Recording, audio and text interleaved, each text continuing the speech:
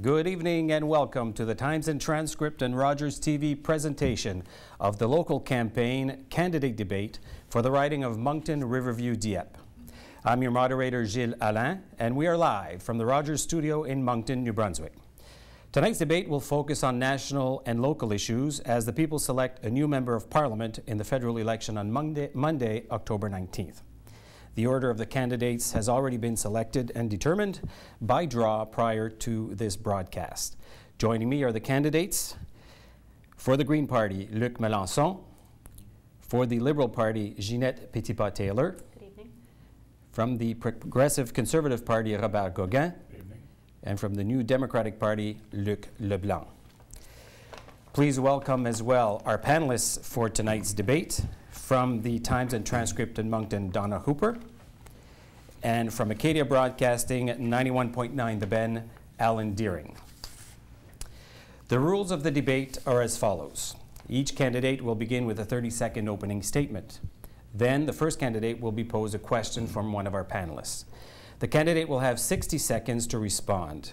Each of the remaining candidates will also have 60 seconds to provide a rebuttal response. After all candidates have commented, there will be a 2-minute moderated discussion on that question. All candidates are encouraged to participate in the discussion. At the end of the debate, each candidate will have 1 minute and 30 seconds for their closing statements. The closing statements will be delivered in reverse order of the opening statements. So let's begin tonight's broadcast with Luc Melanson of the Green Party with the opening remarks. Hello, my name is Luc Melanson. I'm presenting for the Green Party of Canada. Somewhat of an anomaly for the Green Party. No, I'm not a pot-smoking hippie, as many people think the Green Party is all about. I am a businessman out of Moncton. I'm actually a sales rep in a software company, and I sell software all over the world. Got a very good job, and I'm exposed to some economic conditions to grow and sell items all across the world and contribute to the Moncton economy. From the Liberal Party, Ginette Petitpas Taylor. Good evening, everyone. My name is Ginette Petitpas Taylor, and I'm your federal Liberal candidate for the area of Moncton-Riverview and Dieppe. For the past 23 years, I've worked as the Victim Services Coordinator with the Peticodiac RCMP, and I've been privileged to serve my community in that capacity. I have worked with many people in crisis throughout the years, and I've certainly felt their burden. Let me tell you, it's a good way to know your community by doing that type of work. My professional and volunteer experience has equipped me to be an effective member of Parliament, listening to the needs of the community and being at your service. That's what I want to do. Thank you. Progressive Conservative candidate, Robert Goguen. Good evening, I'm Robert Goguen, your Conservative candidate for the riding of Moncton-Riverview-Dieppe. On October 19th, Canadians will choose a government to manage our economy in uncertain times. Our Conservative government has a proven record of lowering taxes and balancing the budget while providing significant support to Canadian families. Only a Conservative government will continue to put money back in the pockets of every single Canadian family, and you can plan your own priorities with those monies saved. Our plan to cut payroll taxes will further enhance the business community and create extra jobs. From the New Democratic Party, Luc LeBlanc. Good evening. This is a historic election, both at the national level and at the local level. Our three cities, Moncton-Riverview-Dieppe, are strong communities. They're the economic engine of this province. The problem we have is that New Brunswick itself is on the edge of the fiscal cliff. We must act now. I'm an economist, I'm a historian, I see the numbers are alarming. We have three choices. Either we stay here, we complain, either we pack up or leave, or we stay here and change things. I want to stay here and change things, but I need you to do it. Let's begin the debate. Our first question tonight from Alan Deering from Acadia Broadcasting, radio station 91.9 The Bend here in Moncton. My first question centers around the economy and job creation.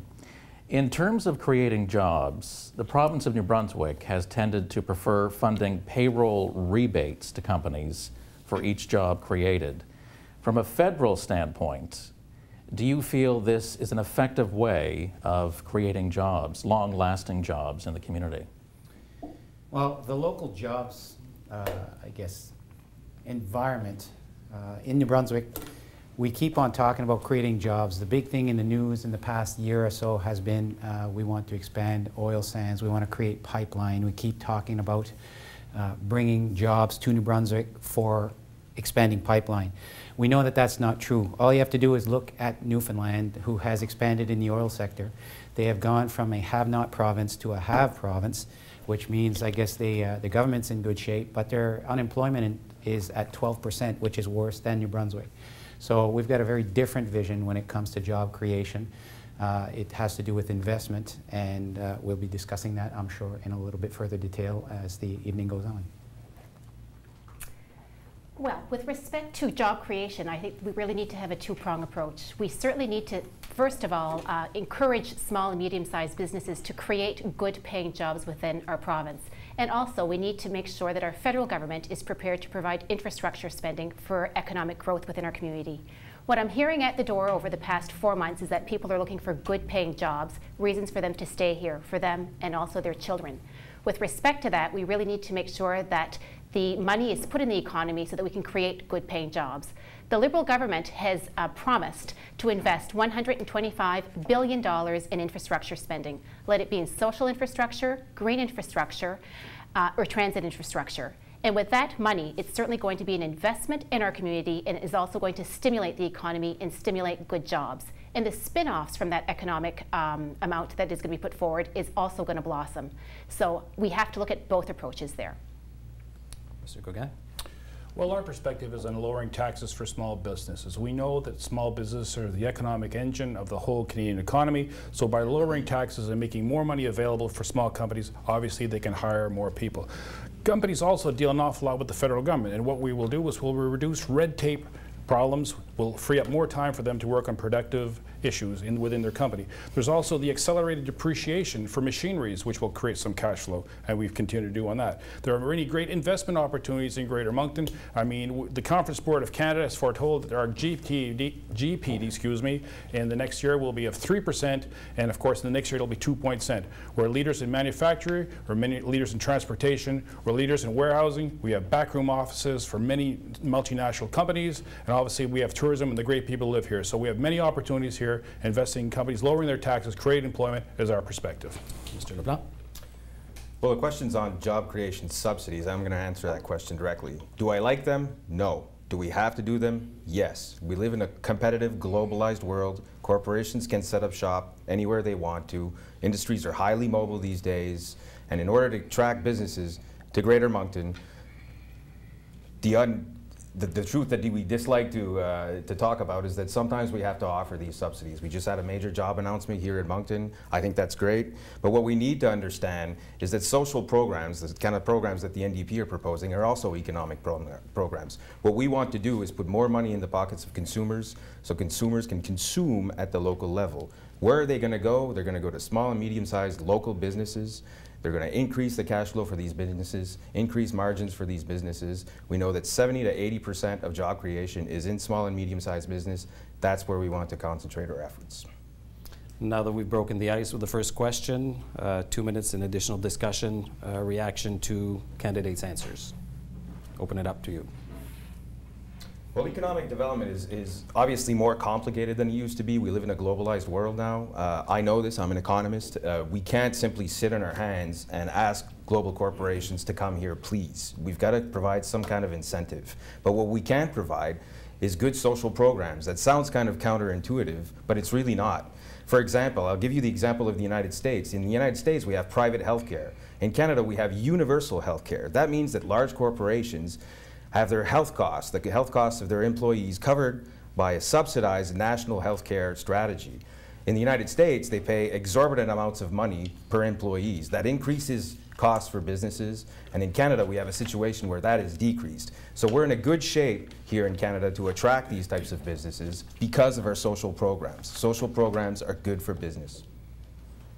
If we want to invest in social programs, however, we certainly have to spend some money in doing so. I know that the Liberal Party has been critiqued perhaps for providing some infrastructure spending and saying that we're going to be in a deficit. But again, if we want to stimulate the economy, now is the time to do it. We have to invest the money in order to create jobs. And when we create jobs, we're going to be creating spin-offs. So it's a win-win situation for Canada, and right now is the time to be doing so.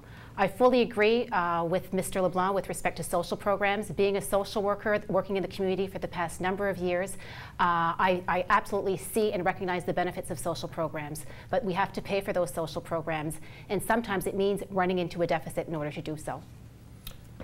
I wholeheartedly disagree. Deficits means that we're passing the debt along to future generations. It means in the long run, and we know this in New Brunswick particularly well, it means in the long run we have to cut social programs, we have to cut government spending. Balanced budgets have to come at some point. They're not a bad thing. The Liberal leader is waving the white flag on deficits before he's even opened the books. We're not going to do that. We're going to take a balanced approach. If I may. Thank you. We have to go on to the next question. Donna Hooper from the Times and Transcript for your next question, please. Shrinking public transit is a concern both on a regional and a local level, and it's bound to become more of a priority in New Brunswick and the municipalities as the population ages and needs to travel, perhaps for appointments or from rural to urban areas.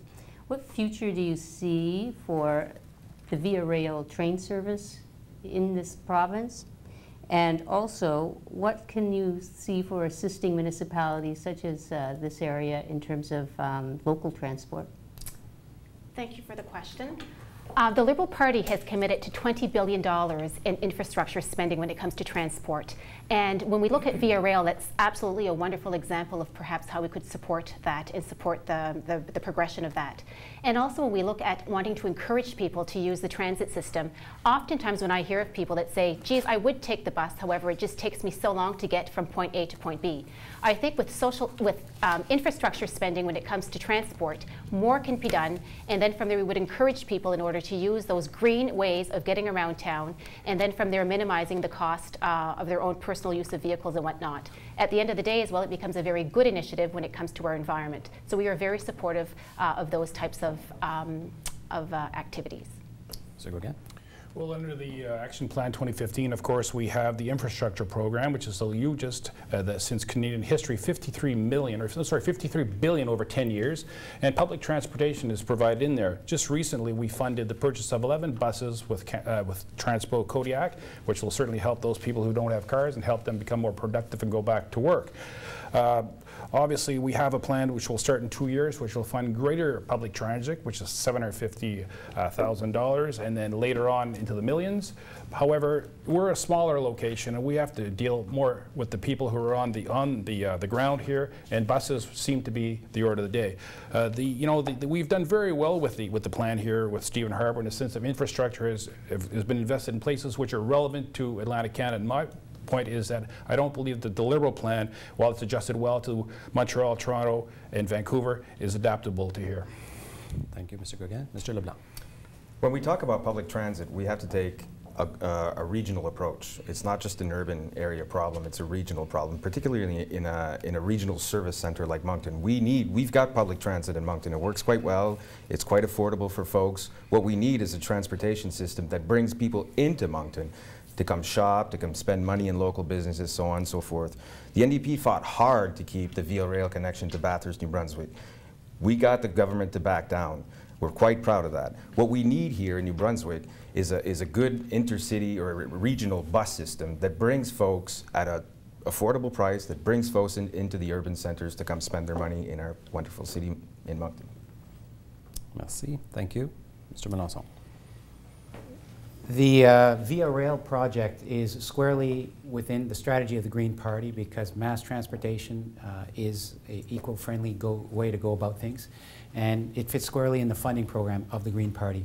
We plan on injecting these funds across Canada. Now, as my colleague said, in a local way of going about things, we have to keep things in mind. But I'd like to defer to a little bit of the seniors aspect. Our plan extends to more than just such things as Via Rail. But seniors have a problem of necessarily aging and getting to the appointments where they need to be.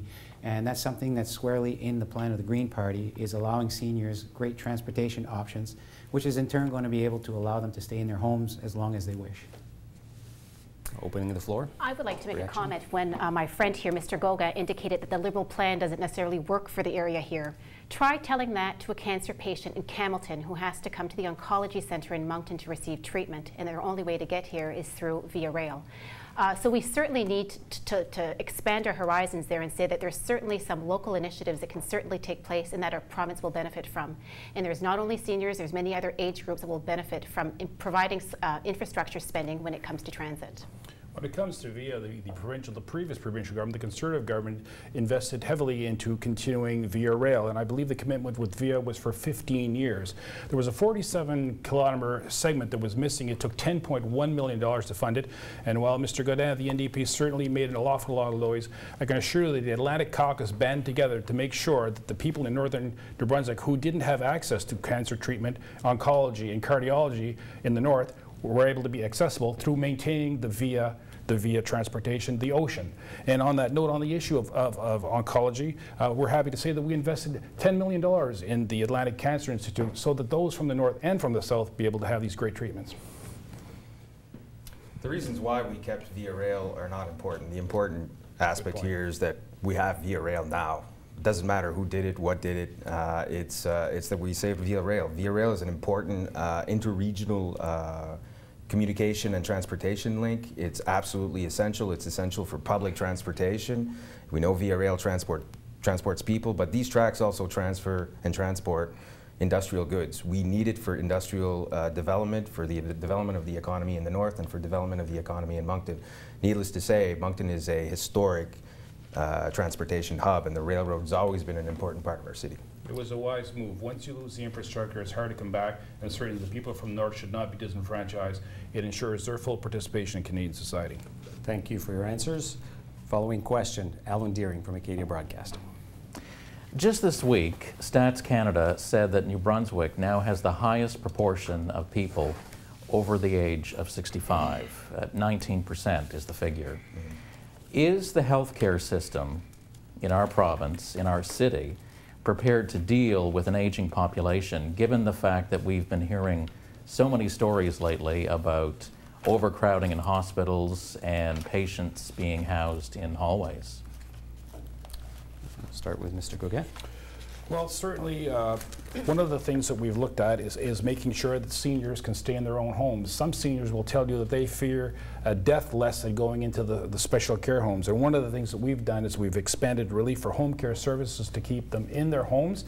We know that in New Brunswick we are sort of forerunners of the home care system, with Senator Brenner Robertson having spearheaded that back in the 80s. And certainly that's something we should continue to build on. Obviously, when it comes to making your home accessible for seniors, you know, there's some expenses that may be done. So there's going to be a tax break, a tax renovation break for things that make the homes more accessible for seniors and for disability. Now, the other thing that we've also done is people didn't used to live as old as they used to. Perhaps they would die because of a heart attack or another issue, but now people are having mental health issues. They're suffering from Alzheimer's. So we've invested heavily in foundation which will look at curing Alzheimer's and other, I guess, diseases more common to the aging. Thank you. Mr. LeBlanc. In 1995, Jean Chrétien's Liberal government decided to balance the books off of the back of the provinces, which therefore balanced the books off of the back of the healthcare system. The healthcare system is the #1 expense of every single province in this country. We need to transfer more money to provinces. Provinces like ours, maybe not as wealthy as other provinces, need the money transferred from the federal government. The bottom line here is, folks, the federal government needs to play a more active role in financing healthcare. What we propose at the NDP is to renew the health accord, that just expired last year, to transfer more money, more funds to the provinces so that they can tackle what is a generational problem. It's true, the seniors population is set to double within the next 10 or 15 years. And right now our system, the way it is financed and structured, is unable to keep up with this growth in the seniors population. We need more funds. We're going to get it done. Thank you. Mr. Melanson. The funding structure for seniors has changed in the past few years, which actually hurts New Brunswick quite a bit. It's actually tied into GDP. And with an aging population, we know that these are retiring folks, which our GDP numbers are going to go down. So rather than tying it to the economy numbers, we wish to restore a formula whereas the funding for the aging people is per person that's retired. So that's actually going to give us a fighting chance. Now, These changes, like I said, are hurting New Brunswick, but the answer is not in money. We have enough money to make a difference. What we need to do is connect people with hospitals. And the Green Party has a very specific plan. Elizabeth May has a plan through the Council of Canadians to hook up hospital people. And when I say hospital people, I'm not talking administrators. We're talking entry-level hospital people, people that work in homes and so on, and people that are on the ground. And we're going to work with them to create some funding programs and find solutions as to why there's this disconnect in our healthcare and in senior care. Time to open it up for responses. Nope, I didn't have my chance yet. Oh, excuse me. Sorry about that. It's okay. The Liberal Party of Canada is prepared at this point to negotiate a new healthcare accord with all provinces and territories. That is something that we haven't seen over the past number of years with the present government.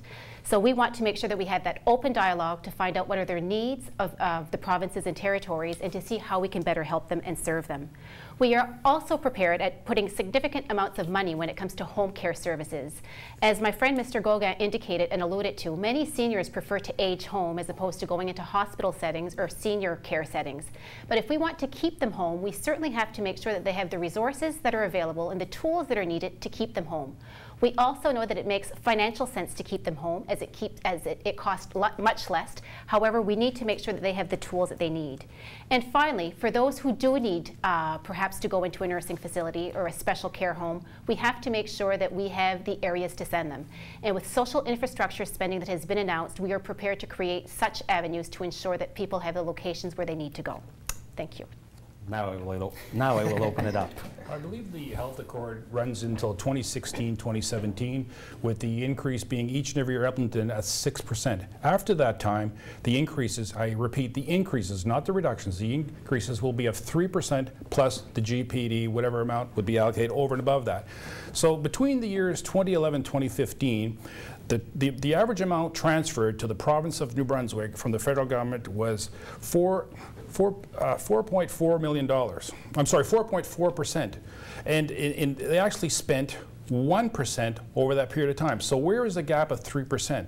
It wasn't 6%, it was 4%, but there was a 3% gap there. So I mean, that's up to the provinces to use the money as it's supposed to be used, and it's not the lack of money, it's perhaps the priorities.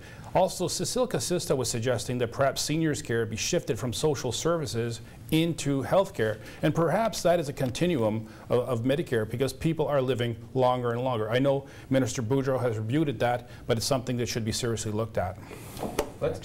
Let's be very clear about what additional money means in healthcare. Additional money is not simply throwing money at a problem. Additional money means we can hire more nurses. It means that nurses who are now working an entire floor that have 30, 40 patients to cover on a graveyard shift might be accompanied with 2 or 3 other nurses, so we can reduce workloads. It also means we can hire more doctors. It's not just throwing money at the problem, it's putting more people. My mother's a nurse. She knows, I know. They work hard, they work harder than probably they should. Right now we've got nurses that are covering 2 or 3 shifts in a row because you can't find, there's no money to hire additional nurses.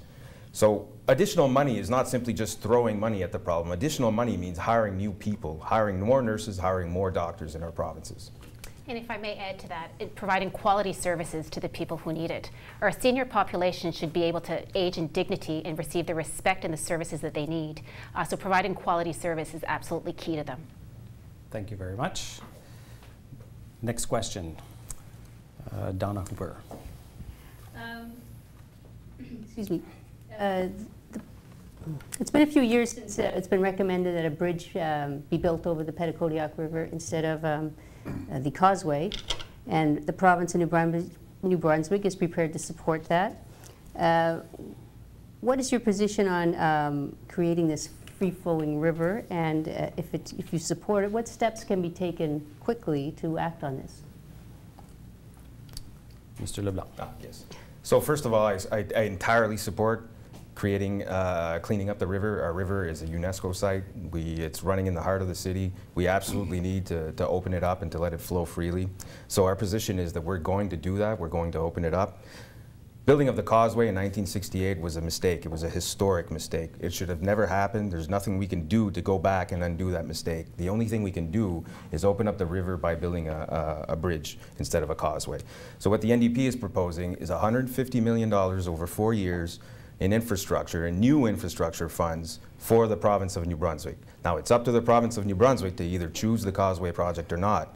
We've been very clear, it's a priority of ours. We'll finance it, the money will be there, it will happen. Thank you. Mr. Melanson.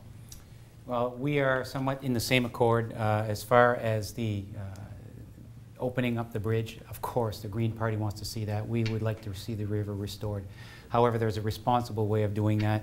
I think it's quite a bit more than what people expect because of the dump that's currently there. There's leaching substances, and we have to be careful. So there has to be an incredible environmental impact study, and it is part of the programs of the Green Party because we do wish to restore it. And part of the reason why the river was allowed to be blocked in the first place, I don't believe the river itself, just a small correction, was a UNESCO site. It is the Bay of Fundy that's a UNESCO site. So it wouldn't fall under that protection, but we, as Moncton goes, I think the majority of Monctonians want to see that river restored. Thank you.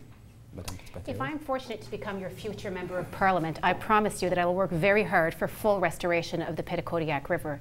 Our leader, Justin Trudeau, has recently sent a letter to Brian Gallant, the Premier of the province, indicating that he's prepared to work in partnership for full restoration of the river to ensure that we have full river flow. So as a priority, as your Member of Parliament, if I'm so fortunate to become, rest assured that that is going to be a priority. Also, with respect to the $20 billion infrastructure, $20 billion in green infrastructure spending, I really see that could be a very nice fit with respect to funding application through that process. So again, Moncton-Riverview and Dieppe could benefit from those types of funds to ensure that that project becomes a reality. Mr. Goguen. Well, I believe that my position on the river is quite clear. As I've always said, everyone wants a healthy river. And what we had proceeded to do through the Building Canada Fund is that the Commission had applied for a P3 project. It was going to be granted, it was $30 million, but this project required the participation of the provincial government for them to put in their money so that the waste that was going into the river would be removed. We know that there are very stringent environmental standards that are going to have to be met by 2020, and this was a way to reduce the human waste going into the river through the participation of both the federal government, the provincial government, and of course the Commission who had the money. The provincial government chose not to participate. That's my way that I see as the first step to making the river healthier. Down the road, would it be necessary to replace the causeway and put a bridge? Perhaps when the economic development of Riverview dictates that it should be a 4-lane bridge, certainly that's something we'll look at. But I think you do it in incremental steps. You take the steps that make the river the healthiest with the most immediate result, purifying the water and the waste. Thank you. Open debate. Let's be very clear here. The NDP is proposing $150 million in new infrastructure money for New Brunswick. The new bridge will cost around $55 million. The money will be there. Now, I've read Justin Trudeau's letter to the Minister of Finance here. It's very poetic. It's right up there with Mark Twain and Shakespeare, but I have yet to see a number. What's the official number for the Peticodiac River here in Moncton? Well, with respect to Mr. LeBlanc's comments, if the NDP party is prepared to give $150 million to the province of New Brunswick, I'm assuming that you're thinking that all of the money is going to come to the Moncton area then. We have a wastewater treatment facility that needs upgrade, and that's an $80 million project, and plus we have the Peticodiac River restoration. So I think that we're going to have to assume that the entire amount for spending is not all going to be in Moncton, so how are you going to present that to Mr. Mulcair? If I'm elected MP of Moncton-Riverview-Dieppe, I will fight for every single dollar of that $150 million to come here to Moncton. Obviously, that might not happen, but that's the starting point, $150 million. And you have to balance your budgets. Of course we will. We won't bust out the credit card either to do it. We promised a balanced budget. We're going to get a balanced budget. We're not saying maybe $10 billion budget, maybe $15 million budget. That's not what we're saying. We're saying we're not going to wave the white flag before we even open the books. We're going to get a balanced budget done. The Liberal government during the Chrétien years and the Martin years have always had a passion in order to restore the Peticodiac River. This isn't just something that has started during this election process. We have been champions of the cause, and we truly look forward to working with our provincial governments to make sure that this project becomes a reality. If they've been working for it for 10 years, why is it not done? Why is the causeway still there? Promises, promises, nothing ever happens. Lots of research and development has been done to ensure that this project is done effectively, and that is just the way that it's gone, and we're going to continue to fight to ensure that it's done and it's done well. Thank you on that topic, which continues to get a lot of ink in Moncton, restoration of the Peticodiac. Following question, Alan Deering. In light of the recent refugee crisis in Europe, do you feel that Canada is accepting enough immigrants? And should we be doing more to accept more immigrants here in New Brunswick? Mr. Melanson? Yes, absolutely. In New Brunswick, we've got a problem with population decline, and this is part of the answer to that problem. Now, the world has been, I guess, afraid to commit to these, and partly the Conservative government is fear-mongering of who is going to be coming into the country. Now, the infrastructure that we have in place, we need to adjust if we are going to be accepting quite a few different people. There are places in Europe that are accepting up to 800,000 refugees, and in our area we're talking about 10,000 in Canada. So it's very little. However, having spoken to some social workers and people that deal with these type of things, they know the stresses that are on the system, and we simply can't just throw our hands open without looking at our social programs. But with that being said, of course, the Canada I love, the Canada that I know, is an accepting country. Our province needs these refugees, and we have that as part of our plan. Thank you. Madame Petitpas Taylor? I'll just continue with that, actually. Our province needs these refugees, but these refugees need us as well. And as Canadians, it's the right thing to do. Being a social worker, yes, and working for myself and working with many multicultural groups over the past number of years, we see the need that we have and what we can offer them. Moncton-Riverview and Dieppe is a very welcoming community, and I know that people are prepared to do the work that needs to get done to ensure that more people can come and make this their home. I can think back in the 70s when we had welcomed some boat people here from Vietnam, and many of those individuals have, well, most of them, all of them that I know, have really had good, productive lives and have really made a life for themselves and have contributed to the economy. Therefore, I think that we need to do more, and Canada is in a position that we are able to address this issue. We also need to make sure that if we welcome them, that we have to have the resources available to ensure that we don't overburden the existing services that are already there. But I know that as Moncton-Riverview and Dieppe, we're a great community, and we can certainly do what we need to do to make sure that they're welcomed and that they feel at home. Thank you. Mr. Goguen? Well, the Syrian situation is definitely a tragedy, and certainly I remember the boat people back in the 70s, and I'll date myself here. I also remember the Hungarians coming over here in the 1950s. So, you know, Moncton has a history of working with, you know, refugees and immigration, of course, and the churches were at the forefront of doing this. Before Parliament dissolved, I was successful in getting funding for what's called a local immigration partnership with the City of Moncton is spearheading, which is bringing all the churches, a number of other groups, and certainly they will formulate, and I've met with them, a strategy for the Syrians. As it stands, there are 10,000 Syrians who are going to be accepted within 1 year. We've added additional staff to try to do the processing. And, you know, it's not only Syrians, of course, who we have to look after. You know, Canada is one of the countries that accepts the most immigrants, most refugees in the world. Last year, there were 260,000 new Canadians who were accepted. And since our government being in power, 1.6 million. So we're fortunate to have Magma, we're fortunate to have CAFI, who are great organizations which adapt these people to the context. Thank God for them. Thank you. Mr. LeBlanc. Well, I'm going to give hard numbers here. The NDP government will bring 10,000 new refugees every year for 4 years over the course of our first term. We can do much more as a country. We're a great country. We're a country that prides itself on being one of the top countries in the world. We're a NATO member. We're an OCDE member. We're a great UN peacekeeping country. We need to do our part. Problems now are not regional. Problems are global. We need to be a part of the global solution. So 10,000 refugees a year for 4 years, that's 40,000 refugees, plus an unlimited amount of private sponsorship. That means if a community organization, if a church organization, whatever it may be, they want to sponsor refugees, we will let those refugees into this country.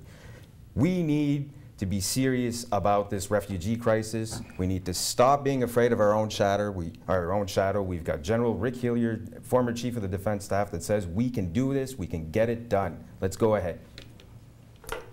Any responses to Well, there are certainly more people of the Syrian countries who are on the ground who have need of help, and certainly bringing people to Canada as immigrants is part of the solution. However, there's an awful lot of humanitarian need for that, and I believe Canada has given up to $800 million in humanitarian aid for those who are on the ground, who are in the camps.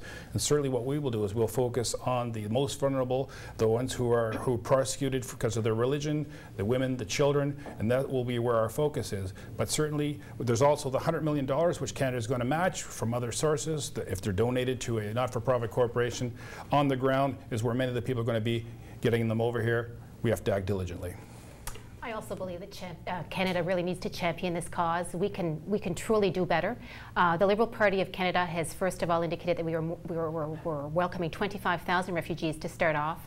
But again, we need to make sure that we do it right and that we do it in a way that they receive the proper services that they need. From there, I don't believe that there's a number that a specific party is going to say that we're going to be doing this number or that number. I think just that we need to put our best foot forward and ensure that Canada becomes a champion in welcoming the Syrian refugees to our country.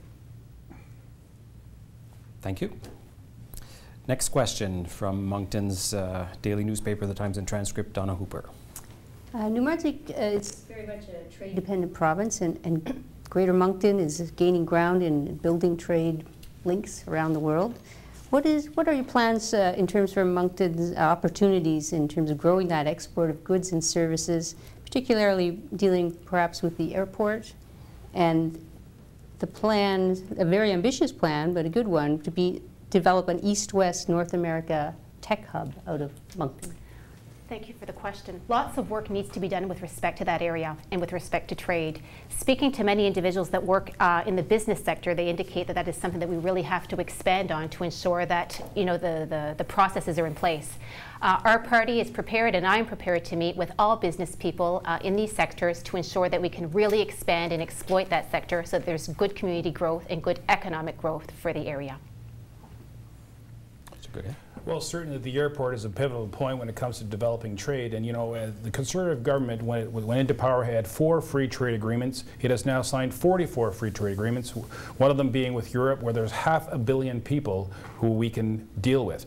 Now, if we look at locally, obviously seafood, lobster is something which is abundant here. And the fact that it's abundant here causes the price to be sold at a very low price. I wouldn't be saying anything that wouldn't surprise you to say that many, many hungry Europeans would be more than happy to have our great seafood, and certainly that's something that we're going to transport and develop trade. As a matter of fact, we've invested $20 million in a program to promote the sale of lobster, $15 million for the trade missions to push and market it in the countries where they are, and $5 million to develop the licensing, the best processes for dependence of the species. So the airport is key to this. Obviously, we have infrastructure in the area for transportation, which is very good. We have warehousing right beside the Moncton Airport, a 47,000 square foot cold storage place for straight seafood to be sold to Europeans and Koreans, who we've also sent a free trade agreement with. Thank you, Mr. Goguen. Mr. LeBlanc. Trade is an integral part of our local economy here. Historically, it's been the case. We've always had an export-driven economy. Our traditional market in the 19th century and in the early 20th century was Europe. Then our traditional market shifted over to the United States. We geographically are ideally located to do foreign trade. We're right in the middle of the 2 largest consumer markets in the world, not in terms of the amount of people, but in terms of the consumption power of these folks. We're right in the middle of Europe and the United States. We at the NDP would like to see, and on this we really congratulate our Conservative counterparts, we'd like to see a free trade deal with Europe. This will completely revolutionize the local economy here in Moncton. We can ship value-added goods to Europe. The Trans-Pacific Partnership is a bad trade deal. We will sign deals with countries for which we cannot compete. We cannot compete with these folks because the wages there are simply too low. The environmental protection is non-existent. We need to sign a trade deal with Europe. Thank you. Mr. Melanson. Well, I'm going to address a little bit more of the tech hub portion of things. Working in the IT industry in Moncton and selling solutions to the world, I see the opportunity that lies there. It's something that we create jobs, we look for people, but we don't always find people in our area in order to hire and create these jobs. So we have to look elsewhere. And sometimes we have to go outside of the province to find these things. This is a deep-rooted solution in education. If we are to become a tech hub, we have to start looking at education at the ground level. I'm a firm believer that technology should be taught in school as a third language. I'm talking about programming. So you learn French, English, and programming. Knowing how to use an iPad as a school kid is going to serve nothing in the job industry. However, in that area, if we start from the ground up, we can truly create something that Moncton can grow up in the tech economy, which is a fantastic industry. As I said, I work in it, I see it, and I see lots of growth opportunities there. Any rebuttal, any response to the question? I think that when we come to trade deals, the most important element is whether or not we can compete with the country with which we're signing the trade deal. If we sign a trade deal with China and we have a minimum wage of $10.30 here in New Brunswick and it's 2 cents in China, we just simply cannot compete. The NDP is against signing trade deals that are advantageous to other countries. We're going to sign a trade deal that's good for us. And the best trade deal that's good for us here in Moncton is a trade deal with Europe, because the Europeans have vibrant social democracies. They have minimum wage legislation. They have environmental legislation. They have workers' rights. We can trade with these folks on a level playing field. And as a Canadian, as an economist in Canada, I can tell you folks, here in Canada, we're far more competitive than in Europe. We will do well with an economic trade deal with Europe. The #1 criteria for signing a trade deal with any one country, it has to be in the ultimate best interest of Canada and Canadians. And we will not sign any trade deals which do not respect that criteria. The Green Party is heavily against the Trans-Pacific trade deal for the reason of exactly what Monsieur LeBlanc was saying. There's many things that are threatened, and I'll tell you, this deal has nothing else but water. Water is the #1 concern of the world in years to come. Canada has an abundance of water, but it's threatened by this Trans-Pacific deal. We're essentially giving up our rights to control who has access to this, and if the government should object to anything in the Trans-Pacific deal, they are going to be suing our government for interfering with trade deals. So I am in complete accord with Monsieur LeBlanc on this issue, that the Trans-Pacific trade deal is a bad deal for Canadians, and that's the stance of the Green Party, and we will fight heavily against that, as we've seen Elizabeth May do in the House of Commons. Well, let me be the devil's advocate for a change. We're talking about exports and opportunities with the East-West, Trans-Pacific. We're looking at opportunities. Is the Trans-Pacific a good opportunity, or should we look elsewhere for other opportunities? There are opportunities. However, the deal as it is now is a threat to Canadians. I actually spent some time reading it. It was hours in my life that I wish I'd gained back again. But I have learned through that trade deal, through reading, through going through those documents, that we are at threat at multiple levels. And again, it's something that the Green Party at the national level is voting against, and we will continue that stance. If there's ultimate opportunity, things have to be heavily amended, and there is opportunity in the Orient for us to do business with, but not as the deal stands today. Rodney? No, I think that the #1 issue is jobs. I think that with certain trade deals, we end up shipping jobs abroad. That's very true, I think, of the Trans-Pacific Trade Agreement. The local automobile workers in Ontario are very worried about this. We're probably going to see, if we sign this trade deal, a massive shift of production capacities to Asia. And we're going to lose that. That'll be at our expense. With Europe, it's not the same dynamic. Thank you. Alan Deering, your next question, please. The last 2 federal elections have had near historic low turnouts. 58% and 61% of voters turned out in the last 2 federal elections, respectively. Why do you think so many eligible Canadian voters are not showing up at the ballot box anymore? And what would you do as a representative to try and change that? Mr. Goguen. Well, it's certain that the younger population is perhaps more disenfranchised, less interested in going to vote, but that's not to say that they are not interested in the issues, that they do not follow them. Unbelievably, it would appear that most people get their news on Facebook now. Some 70% have gone to Facebook, and it's up to the political parties to adapt their communication, their methodology to, I guess, forums which go get the younger people and then bring them in. I mean, Politics is all about people, and you know, a young person who has a lot of energy can easily get involved with the party of their choice. It doesn't matter which one, and really truly make a difference in a small province like New Brunswick, $750,000. So look, read the message, reach out to the party of your choice. It doesn't matter which one. Get involved, make a difference. It'll bring more people. It'll have a momentum. Thank you. Mr. LeBlanc. Yeah, I think social media is very important in this. When we talk to Mr. Goguen is right. Most of the people who don't vote are probably the category of age that are 35 and below. Most people in other age categories do, in fact, participate. I think that the idea is to engage these folks, to talk to them in the language that they understand and through a medium that they understand. They don't necessarily watch TV all that much anymore. They're probably more on Facebook, on Twitter, so on and so forth. So we've got to go talk to them. I think the other thing is that we need to have programs that touch their lives. When people, the reason why people disconnect is because they feel government doesn't affect their lives. We're going to do things like a $15 minimum wage, $15 daycare. This will make a direct impact in people's lives. Whether people will come out to vote more remains to be seen. At the end of the day, that remains the prerogative of individual citizens. Thank you. Mr. Melanson. Well, this is an interesting question for the Greens, because when Greens get elected, it's because they inspire people who don't vote. The reasons Green inspire people who don't vote is because we operate differently from a parliamentary point of view.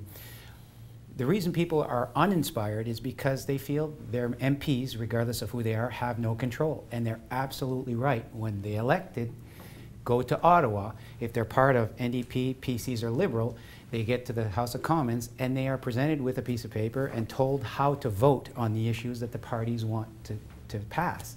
This is the whip system.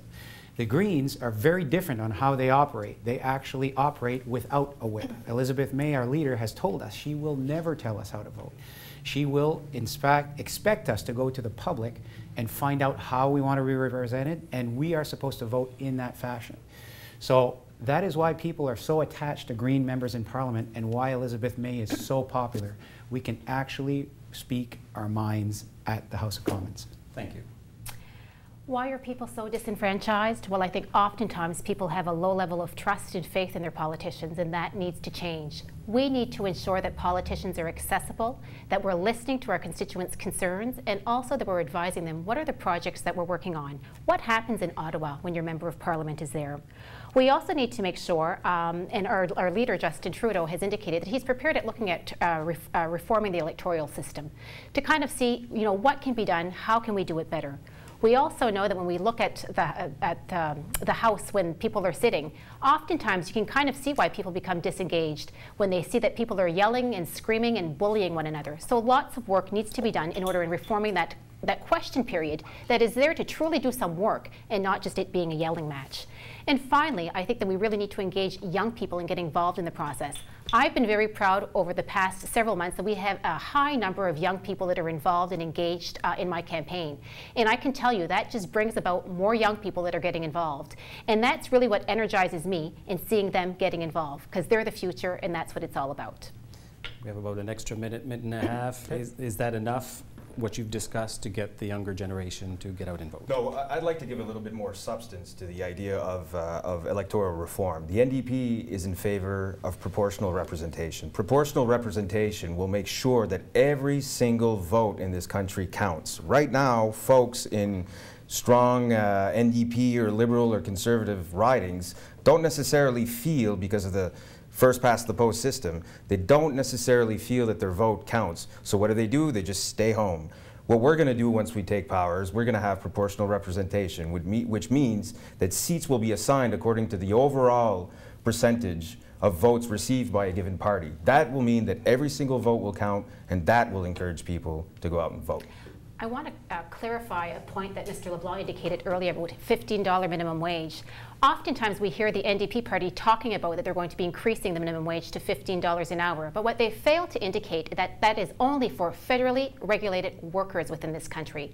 And that's probably less than 1% of individuals that will actually see the raise. So your Tim Hortons workers, your fish plant workers, and the rest of it aren't going to be benefiting from that increase. And I feel that it's truly important to make sure that citizens are aware of that. Madame, are you against us raising the minimum wage for 1% of the population, if it is in fact 1%? Are you against that? Absolutely not. But what I am against is that you're leading people to believe that they're going to be getting a $15 an increase for their minimum wage rates of $15, because many people at the door have indicated to me that that's truly what they felt when they worked at McDonald's. That if the NDP get in, that that's exactly what they're going to be getting. And then from there, we have to explain to them that that's not the case. Thank you for the support. It's now time for closing statements. I would ask NDP candidate Luc LeBlanc. Once again, folks, this is a historic election. You'll have to choose between 3 parties this time, not only 2 parties. You have an additional option this time. It'll also be a historic election for Moncton-Riverview-Dieppe because we're at a turning point. Our city is the economic engine of New Brunswick, but there's a problem. New Brunswick is on the verge of the fiscal cliff, according to economist Gilles Allain. We must act now. I know, I'm an economist. I know how to read figures. I studied in Washington and Paris. I've come back to this province to work and live. I specialize in global economics, deindustrialization, the automobile industry. I understand the cause and effects of large economic trends. I understand what must be done. I came back to Moncton because it's home. I love this place. We all know that our families, we have 3 choices right now. We can either stay and complain and do nothing, pack up and leave, or sit here and change things. I'm going to change things, but in order to do it, I need you. Thank you very much. Thank you. Mr. Goguen. Thank you. The choice has never been so clear, and Moncton-Riverview-Dieppe needs a proven leadership for a strong economy more than ever. You will recall that in 2011, I made 2 significant commitments, and the first was to secure federal funding for the downtown centre, and the second to resolve the RCMP funding issue. I'm proud to say that both of these commitments were delivered, as our government has invested more than $189 million in the Moncton-Riverview-Dieppe region. I want to continue this record of accomplishment. I'm asking for your support to continue the momentum in Greater Moncton. It is, in fact, an economic engine of the province of New Brunswick. In fact, since 2011 to 2015, there have been 6,500 net new jobs created in Greater Moncton, making it a center of excellence, almost a bubble within Atlantic Canada when it comes to economic development. Going forward, I am committed to seeing the centralized food bank project finalized at the former Moncton Garrison Gymnasium, building on Park Street. One central food bank will better serve the needs of, while offering educational programs, teaching kitchen, food gardens, and more. And it also happens to be on a bus route. I want to continue delivering results to see our region continue to be the economic engine. I want to see the downtown entertainment center completed. I want to see more jobs for our youth. I want to see our seniors looked after. I want to keep the hard-earned dollars of families in their pockets so they can spend it as they see their priorities fit, and thereby stimulating the economy. Thank you. Thank you, Mr. Goguen. Madame Petitpas Taylor. Good evening, everyone. What I've been hearing at the doors for the past 4 months or so, or even more, is that people want change. People are tired and they want something different. People are also telling me that they're concerned about their jobs, they want good paying jobs, and they want good paying jobs for their children. Their children have the same dreams and aspirations that we had of having a home, having a family, and raising their family within our community. The Liberal Party is the only party with a plan, and the only party that can get the job done. It's not time for austerity, but it's time to invest in our community and to invest in our people. I've served as the Peticodiac RCMP Victim Services Coordinator for the past 24 years, and I have worked with many people in need. Through my work and through different volunteer work that I've done, I've demonstrated my leadership skills, my compassion, and my dedication to the community. I've always fought hard for individuals in need and for individuals' rights. So my passion is with my people and with the community. I have worked in these communities and for the community, and I will continue to do so. On October the 19th, I humbly ask for your support. I would be honored to become your Member of Parliament for Moncton, Riverview, and Dieppe. Thank you. Thank you. Mr. Melanson.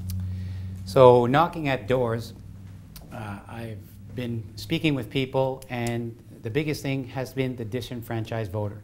And the second biggest thing, after we speak and I convince them that green is a good option, is will I vote green or am I losing my vote to others? So I wish to address that a little bit. First of all, a green vote, if you truly believe in the green values and you love what Elizabeth May stand for and all of those things, you are not losing the vote. We get funding after we reach 10% of the vote, so the next time we get going, it's a building process. Obviously, the Greens are not going to be electing a prime minister. However, the question now becomes, is it better to elect one Green in your area, or is it better to elect the other three options? And the other three options, as we discussed with the whip vote, you are actually voting either to elect a prime minister, or are you going to be voting to elect a local representative that's got a voice for you, a voice for Moncton? Let's face it, Ottawa's a big place, country's a big place. Moncton is nowhere near on the map. Do we honestly think that electing other members that really truly don't have a voice is going to help Moncton along? Greens have a better voice. We can speak our mind when we go to Parliament, and I wish that you give me your support and help build the Green Party, and we'll see you next time around. Thank you. Ladies and gentlemen, that brings an end to the formal part of our debate. We thank the 4 candidates from the federal parties here in Moncton who took part in the interesting conversation this afternoon.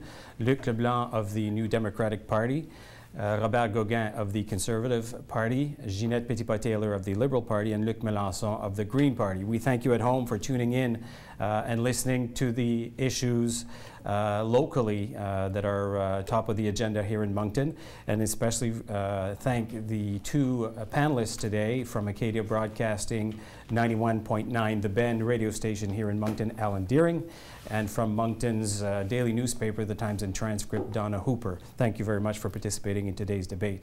Ladies and gentlemen, the last question today was about voter turnout, was about getting the young generation out to vote. October 19th is the day.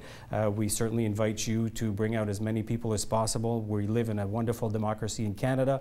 The 4 candidates demonstrated that today. Very civil, prompt responses, courteous responses. We invite you to do your part on October 19th and go out and vote in mass numbers and elect a new Member of Parliament for Moncton, Riverview and Dieppe, and as well a new government for the country of Canada. Thank you for tuning in to this special broadcast of Rogers TV and the Times and Transcript, and we wish you a nice evening.